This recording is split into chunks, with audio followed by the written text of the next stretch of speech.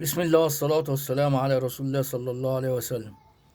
النهاردة إن شاء الله في الأسبوع الرابع للدوري الممتاز لكرة القدم هيلعب بتروجيت مع فاركو الساعة 5 مساء.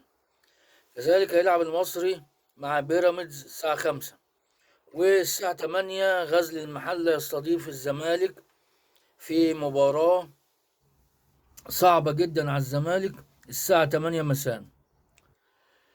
مباراة المصري وبيراميدز هتكون أيضا صعبة جدا، لأن المصري منتشي بانتصاراته مع علي ماهر، وغزل المحلة كذلك منتشي بانتصاره على الإسماعيلي. وماتش الزمالك مع المحلة صعب جدا، والمصري مع بيراميدز صعب جدا أيضا. بالتوفيق للجميع ونقول سلام عليكم.